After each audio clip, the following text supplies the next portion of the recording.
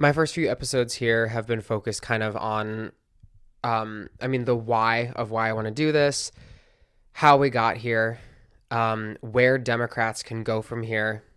Just kind of, and keep in mind with these episodes and with these streams of consciousness or whatever, this is 30 minutes, 40 minutes, 50 minutes. There's no way to summarize entire decades of history in that short of a time frame. And I'm hoping that this will grow and that I can continue kind of talking about current events and history and all of everything in between, and that it's informative and that it paints a more holistic picture of why I believe what I believe and what it is that makes me angry about the current state of our party, the current state of our country, and the infighting and all of that. But today, I want to talk about something that's really been pissing me off the last several weeks. We have had Donald Trump back in office for 2 weeks, 3 weeks. I'm recording this between the 2 and 3 week mark. And the title of this episode is what it is because I think accountability and postmortems matter. And they're important and they have a place. I think correcting mistakes is critical after you've lost. And those things are true.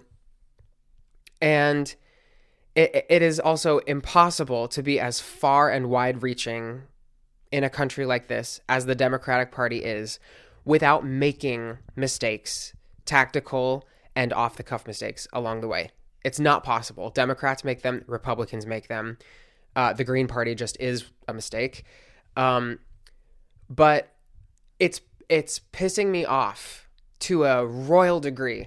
I have lived through many different versions of Congress under Democratic presidents, Republican presidents.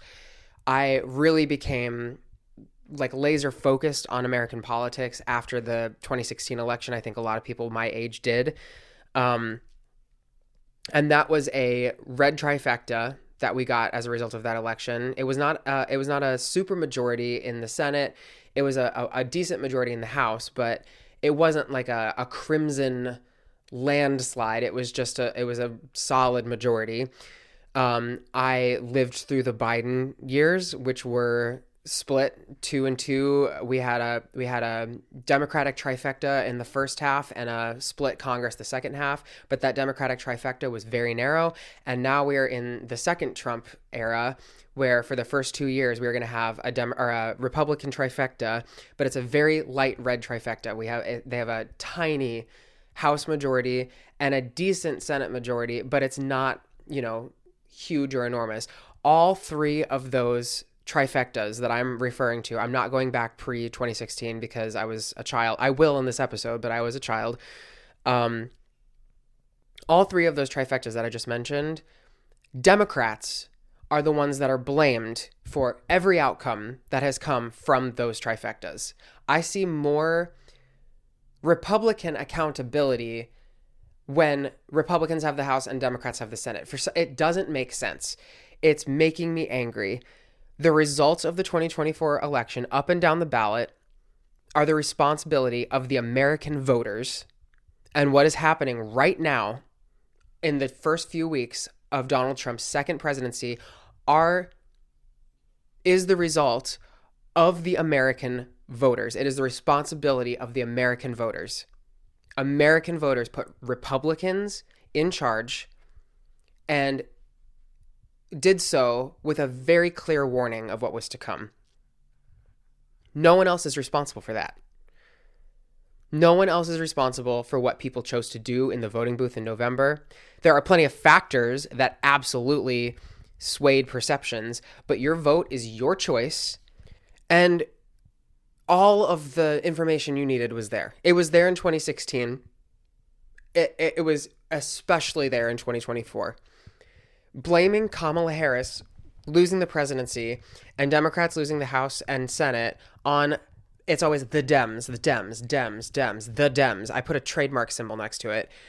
And then taking it a step further and whining or hand-wringing about why the Dems aren't doing more to protect us from what's coming is so ironic that it's cartoonish. And it's an approach that will do nothing but result in more loss, more damage, and more MAGA control. This is not a new lesson. It has been consistent for nearly a decade now, people doubling down and entirely erasing every lesson learned since 2016 has been so disappointing and disheartening to experience from someone who truly believed in 2016 as a younger person that 2016 was a fluke, we would learn from our mistakes, and we would move ahead. First, when I see somebody whining on their Instagram story or TikTok about the Dems not doing more, my reaction is to swipe up and demand specifics. Give me a list. That's like my new phrase. Give me a list. Give me an actionable list that Biden and Harris should or could have taken, or that our congressional minorities can take now with the numbers that you, the voter, gave them. And I'm not pointing the finger at the Democratic voter who did what they were supposed to do. I'm pointing my finger at the people who just want to whine and complain and who look for victim mentality. Because we're here now where we are in the minority. Bad things are happening. Terrible things are happening. But they are things that we warned about very clearly, very articulately, very repeatedly. So give me a list that the numbers that we have at the federal level can accomplish, and I will agree with you. When I talk to these people, if I swipe up and argue with somebody, or if somebody swipes up to argue with me, and it's usually the latter, by the way, I am almost always met not with a list, but with being left on red, or a monologue that sounds very impassioned and comes from the right place, but ultimately offers no such list or knowledge of how results are achieved, or straight up vitriol, anger, name calling, profanity, or being blocked, but still no list. It happened, I remember very clearly it happened when Roe versus Wade was overturned, and the crowd that sat out in 2016, very specifically the crowd that sat out in 2016, was screaming, do something, and I put a trademark after that too.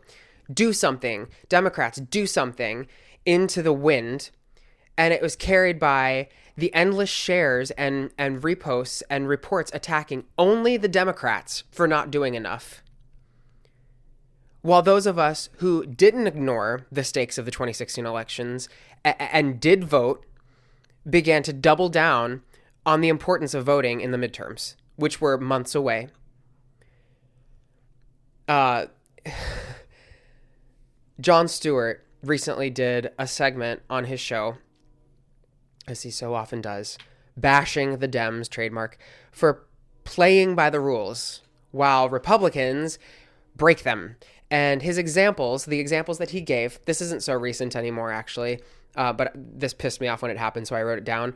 But his examples were that Neil Gorsuch and Amy Coney Barrett were confirmed to the Supreme Court. He dedicated an entire segment, watched and shared by millions of people on social media, to bashing Democrats for not doing enough, trademark, to stop Republicans who were in the majority in both instances from confirming these two seats. When you respond with the fact that there is quite literally nothing that Democrats had the ability to do in either of those instances, the name calling, the stomping, and the fingers in the ears come out, and people get angry, and they just want to whine and complain, and they don't want to listen to the fact that we did not have the ability to stop those confirmations from going through. A few Democrats could have chosen not to vote for Neil Gorsuch in 2017, and that's a whole other issue. That's fine. He still would have been confirmed if all Democrats had voted no. You know what would have prevented Amy Coney Barrett from being confirmed is 11,000 more votes in Florida, 200,000 more votes in Texas, and 142,000 more votes in Missouri in the 2018 midterms for the Senate. showing up for the Democratic candidates, or simply showing up in 2016 and electing Hillary Clinton, who, again, was crystal clear that Donald Trump, if elected, could get as many as 4 SCOTUS picks, and specifically highlighted that Roe versus Wade was at risk of being overturned as a result. That's all we would have needed. Elect Hillary Clinton. Elect Hillary Clinton with a blood red House of Representatives and a blood red Senate. And Roe versus Wade would still be the law of the land.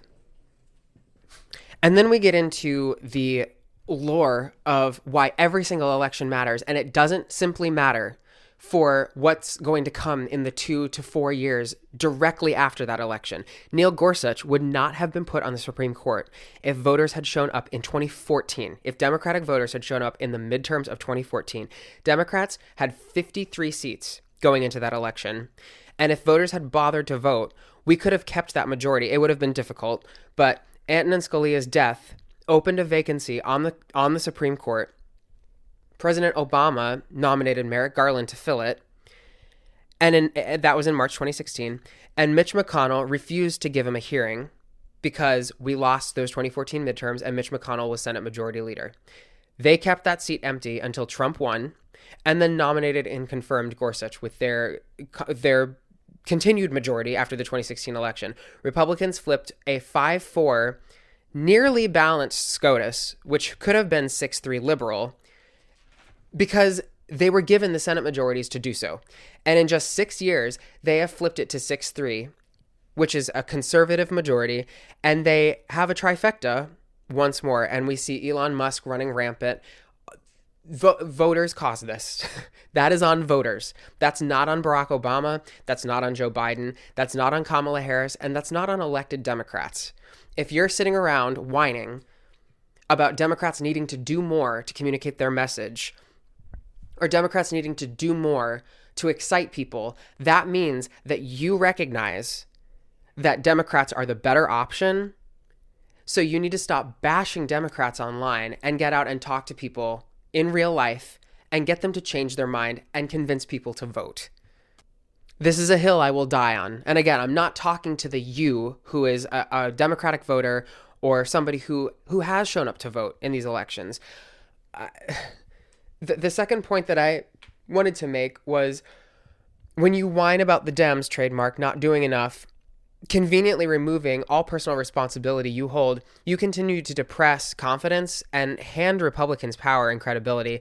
Democrats have not had a supermajority in Congress, which both houses of Congress, since 1967 under Lyndon Baines Johnson, who pushed through enormous and sweeping progressive legislation. Democrats, contrary to popular belief, did not have a supermajority under Obama that would have codified Roe v. Wade. Democrats briefly had 60 seats in the Senate in 2009, which counts the 2 independents who caucused with us for 3 months. It lasted 3 months. In Obama's first 2 years, and with his majorities, we passed the Affordable Care Act, the Dodd-Frank Wall Street Reform and Consumer Protection Act. We repealed Don't Ask, Don't Tell. There were so many progressive priorities that we accomplished because we had the numbers that we had in Congress. And then we lost them in 2010 because voters didn't show up. But looking back and saying Obama could have codified Roe is a lie, because the parties were different in 2009, and we relied on many blue dog Democrats who are liberal in some areas and a little bit more conservative in others. Abortion had the cultural conversations around abortion and LGBT rights specifically in the last 15 years have changed so much. The world was so different in 2008 and 2009. So to sit there and say Obama could have codified it and he did nothing, I suppose that there are iotas of truth to that, where Obama didn't think it was a legislative priority, but we were clawing back from a major recession in 2008, 2009, when Obama was first elected. Obama's mandate was to fix the economy, which he did, and passed a lot of other really important stuff, like the Affordable Care Act, which is again at risk under Donald Trump. He used his majorities. He maybe didn't use them as wisely as he could have, but he used them.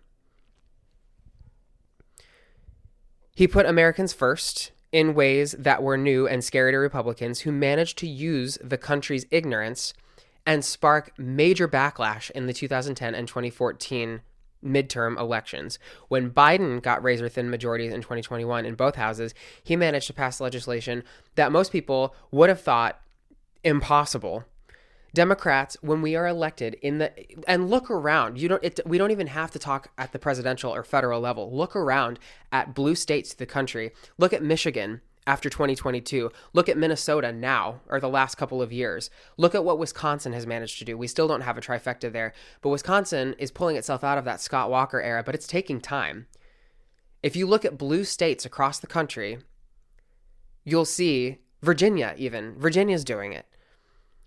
When Democrats have majorities, we use them to make things better.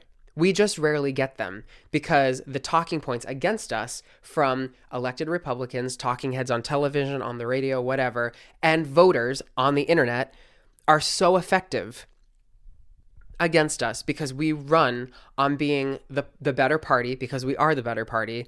And when every problem under the sun is not fixed instantaneously, people want to blame somebody, and they blame us. And people want to sit around and blame messaging. Democrats talk about these things. Democrats talk about our accomplishments. We campaign on our accomplishments. It's called campaigning. But our side exclusively is told not to tell Americans that things are good when people still don't feel that they're good, despite things improving. Things improved during the Biden era. We came out of COVID. Biden got us out of COVID without sending us into a recession. There was post-COVID inflation that either president, Donald Trump or Joe Biden, would have had to deal with. And by the end of Biden's term, inflation was back to pre-pandemic levels. Prices don't go back down because inflation is down. That's not how it works. The responsibility for people's feelings and emotions on how things are going is pushed onto Democrats and only Democrats. So when Obama, Biden, and Harris try to campaign on their notable accomplishments, they're told that they are grandstanding and telling people how great things are and being disingenuous and being out of touch with the average American rather than campaigning on the things that they have achieved. Legislation, as we saw during the Obama years, almost never has instant results. That's another thing that I don't know if people just don't understand or if they're choosing to be ignorant because it scores them points in some imaginary argument in their head. Legislation in a country of 330 million people takes time to propagate. It takes time to see change when you're making positive change. And people are impatient, especially with Democrats who our democratic strategy relies on often optimism and faith in our systems. So they turn to the cynical and angry Republicans when all their problems don't vanish overnight. And they think that because the Republicans are angry, that they're speaking the same language and that they're being heard by the Republicans. Maybe Democrats need to be more angry. I don't know. But it's not a unifying message, and it doesn't work on our voters the same way it works on Republican voters. We have very different bases. Third, if you cannot keep a violent attack on the United States Capitol in your mind for a few years and remember that the MAGA movement hates America and the rule of law and are against and vote against its leader, I can't help you. Like, Democrats can't help you if you refuse to remember things like this. I don't really know what else to say about that. A fourth, I'm reading off bullet points here. That I wrote down, and I'm kind of going off of what I wrote because I've been so irritated the last couple of days. So my fourth point is, I am recording this. It's a Monday. I think RFK's confirmation is tomorrow. I'm reading this right before RFK Jr. is or is not going to be confirmed. So we'll see what happens. Who knows? I've heard mixed expectations. But I'm going to operate under the assumption that he will be confirmed. I hope that he's not, but we'll see. I saw a post from a friend about RFK wanting the FDA to revoke its approval of the polio vaccine. Again, this was a little bit of time ago, so I wrote it down, which is obviously not only moronic, but it's very dangerous. And the first comment on this post, it's of course on Facebook, was from a presumably liberal friend of that friend. And it read, and I wrote this quote down so I didn't get it wrong: "Why aren't the media and Dems showing pics of children in leg braces and iron lungs? We used to do this, but Dems are missing in action and Biden is on another planet." Many replies to her comment were in agreement. How do you fix a mentality, an entire view, an entire worldview this broken? How? I don't understand. That's a real question, because it's becoming a very, very popular attitude to take that for anything that's wrong, nearly always as a result of Republican policy, the person to blame is the Dems, trademark, for not doing more. So let's break it down. If RFK is confirmed, he will be in a position of power over Americans' health care. And it will not be because of Joe Biden. It will not be because of Kamala Harris. It will not be because of elected Democrats. The DNC, I should put a trademark after that one too. By the way, if anyone's listening to this, I obviously don't own these entities. I'm just angry. It will not be the fault of the Democratic establishment, these buzz phrases that we love to use on the internet.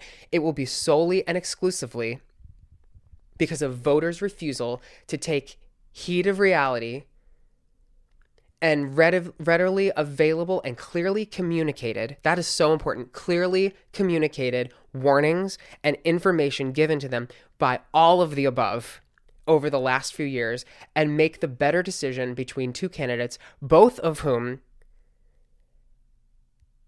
have a clearly and readily available track record, only one of whom was endorsed and embraced by this man who has led the crusade against vaccines and other medical expertise for decades. It is voters. It is Trump voters and even many Harris voters, the reluctant ones who whined and complained the whole campaign and aided in the creation of the permission structure to vote against her via third-party Trump or just not voting at all, that bear full responsibility for what comes next.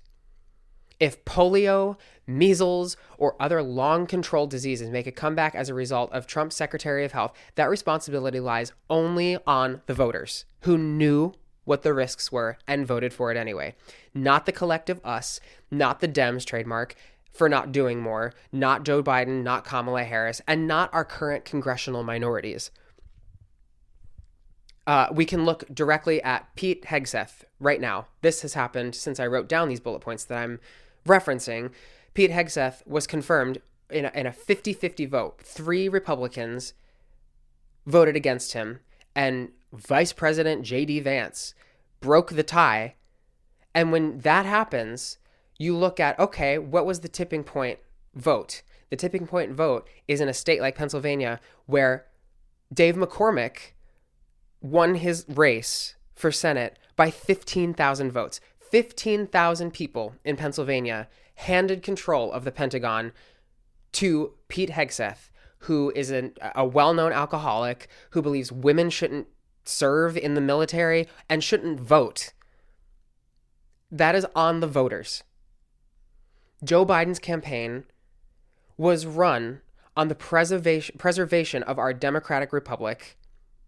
There is not one American who can credibly make the case to me that they were not aware of the massive threat that a Trump 2.0 campaign or a Trump 2.0 administration would pose to the institutions that are in place to protect us on a multitude of levels when they voted. Whenever I see a Biden should have fill in the blank post or take, I always laugh and roll my eyes. I can't react in any other way. Biden and Harris used their 4 years and their political capital to deliver enormous legislative progress and spent the last 2 years campaigning on it and articulately and clearly warning of the danger of reelecting the man who fumbled the worst health crisis in 100 years and threw us into our worst economic standing since the Great Depression and then staged a coup. You know, that whatever. America chose him anyway. Now, the American media, really the global media, but mostly the American media, gets its fair share of responsibility here as well. A major reason so many people made the choice that they did was because it is the media, the free and fair press's sole responsibility to inform of what is going on and report with as little bias as possible without erasing reality, and to shine a spotlight on issues that are worthy of national or global attention. And they failed. They are failing now. And they might be failing on purpose. We'll talk plenty about the media, trademark. The media determines what is important. They determine how to frame that important issue. If I had to summarize what the media told me was the most critical issue of the last election, it would be that Joe Biden was too old and had a speech impediment. It would be followed by Kamala Harris's lack of interviews with them and whether or not she actually worked at McDonald's. That's what the media deemed important in 2024. The media, if we are only taking the last few years into account, simply refused or failed to meet the moment. President Biden and Vice President Harris, indisputably, it's not up for debate, took us out of the COVID-19 pandemic and returned us to a semblance of normalcy within a year and a half. There was a lot of work that needed to come after that, but we had masks off, vaccines in arms, and we were back to a place of relative normal within a year and a half. If Trump had won the 2020 election, that very likely would not have been the case. Economic recovery from COVID, while a complicated story, because things are expensive, things have been expensive, but the through line of truth here is that Biden and Harris and a very light blue Congress saved the economy and got unemployment under control. Prices skyrocketed globally. That is a global issue. That is not an American issue. That is a global issue. Americans have had it better than most other countries. But the skyrocketing of prices happened across the world. The supply chain shortages and interruptions made this an inevitability, and one that Trump or Biden would have dealt with in 2021 and 2022.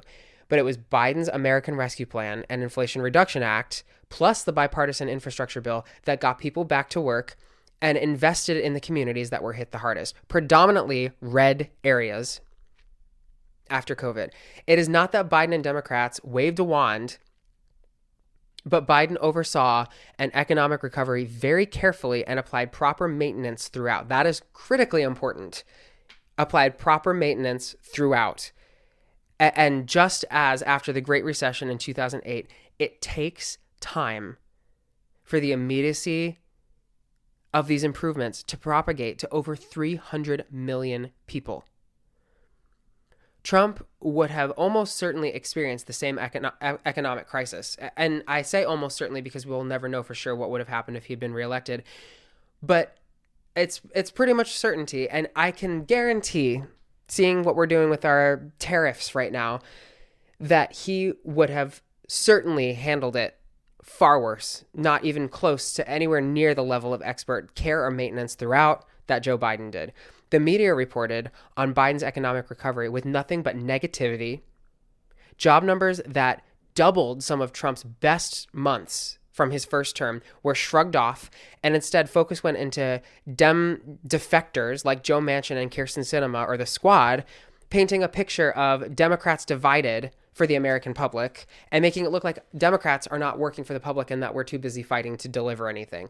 All of this with a lens of constantly, we always have a lens. It's like a reality show trained on Trump, eager to report on the latest goings on of the ex-president who incited the coup that everyone's forgotten about. I have absolutely no qualms with those who noticed and voiced frustration or anger with higher prices. I have felt them as well. I do take issue with the forces responsible for educating the public about why that is, choosing to stoke grievances and tell negative stories exclusively.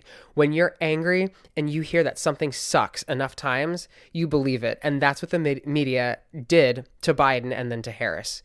Americans are busy people. Americans do not look beyond headlines or listen beyond sound bites. Virality is currency. TikTok runs rampant on takes. And even now, months after the election, I'm seeing videos in my feed from users that are absolutely convinced that Kamala Harris won the election and is working behind the scenes to save us by finding a smoking gun and dramatically announcing that she won. And these videos get millions of views, and then the comments are full of people who are angry that it's taking so long, that she's not doing this faster, and that she needs to do something to step in and save us.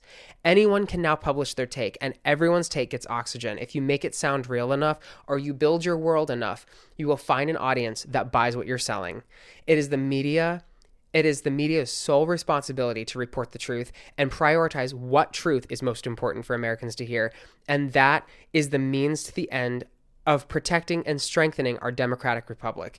The media is not failing at this, because failing indicates that it's trying.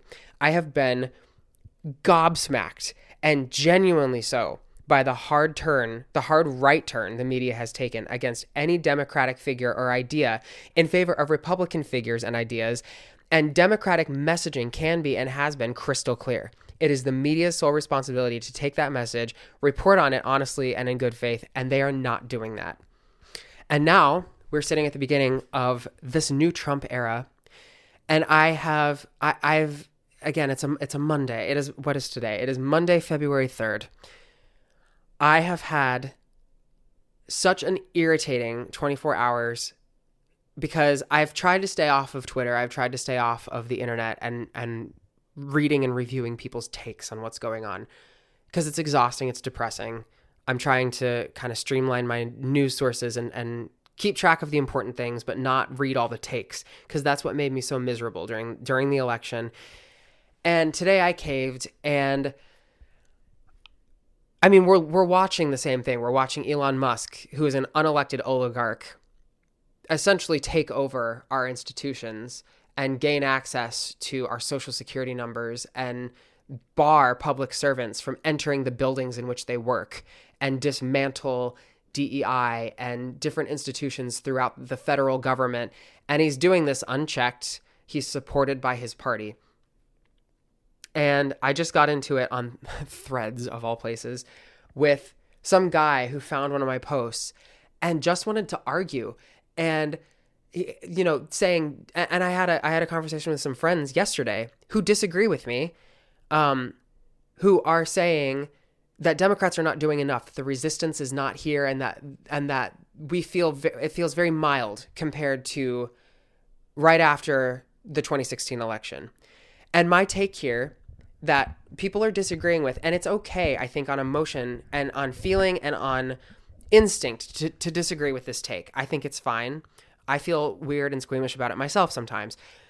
The American people are not going to, we've proven they do not respond to Trump is bad, and they do not respond to being anti-Trump anymore. We've become immune to Donald Trump. Whatever he does is normal. And we are 2 weeks into his presidency, where he's going to be at his most popular, presumably. The resistance will come. And we cannot, I understand, we cannot wait too long for resistance. We cannot wait, because real lives are at stake. I understand that. I agree with it. It makes me so angry to watch what's happening. It makes me so mad. I am on your side. I'm on the side of people who feel that way. I'm going back to what I said at the beginning. Give me a list of actions that Democrats can take now that they are not taking. Give me a list of things that Democrats can do, federal Democrats can do, with our current minorities, and I'll agree with you. I'll get on board, and I'll push for it too. Voters chose Republicans. We have a 6-3 MAGA Supreme Court in power. We are out of power in the Senate. We are just out of power in the House. We don't have the White House. There are more Republican governors in the United States right now than Democratic governors. We do have power at the state level in many states. State Democrats are pushing back against the Trump agenda. State Democrats and Democratic-aligned organizations like the ACLU are suing and pushing back against the executive orders that Trump is signing at a rapid pace, trying to roll back basic rights. Democrats on the state level, where we have power, are trying to enshrine rights into their state constitutions. We're seeing it in Virginia with gay marriage, abortion access, and voting rights. They have a Republican governor, but it's not subject to his approval. However, what does need to happen is those three things pass through the state House of Delegates, in which Democrats have the majority. It passed mostly along state lines. It passed through the state Senate. There's an election in November to elect a new governor in Virginia and to re-elect majorities in the state House of Delegates and the state Senate. After that election, it has to pass through again. And then, once that happens, it goes to a statewide ballot referendum where voters directly vote on those issues. So we are... That is one example. It's happened in Virginia. Step 1 is done. Step 2, re-elect Democrats to the majorities in those bodies, those legislative bodies, elect Abigail Spanberger, the governor of Virginia, and then that's step 2, and then go vote on the actual issues. We are 2 steps away. It's happening at the state level. It's happening in Democratic aligned organizations. It's happening. Democrats are talking to the media. I just saw a video of Andy Kim going to the USAID office and standing and talking to the press. Brian Schatz is doing the same thing. Brian Schatz is vowing to obstruct appointments from Trump until USAID is back up and running. We are doing what we can do. I need people to stop the talk about how Democrats are not resist-libbing hard enough. It has been 2 weeks. Democrats are taking a step back. They are evaluating the damage. The plan will come. The resistance will come, and we will be there and we will be ready to rally around our candidates, rally around our people, and rally around the message, which needs to be fine-tuned, refined, changed, adjusted after our losses in November. It takes time. No one wants to hear that. I know that no one wants to hear it. It's miserable to say it. It's just true. I can't tell you to have patience. I can't tell anybody to calm down. I understand the anguish, I understand the anger, and I share it. But you have to be productive. The biggest lesson, I'm going to try and wrap up because I've been yelling into this microphone. I don't even know how long this is. The biggest lesson that Democrats need to take from 2024 is also the lesson that Democrats needed to take from 2016. Elected Democrats can be crystal fucking clear when they're running for office, when they're in office. They can do everything right. If American voters do not show up and vote, none of it matters.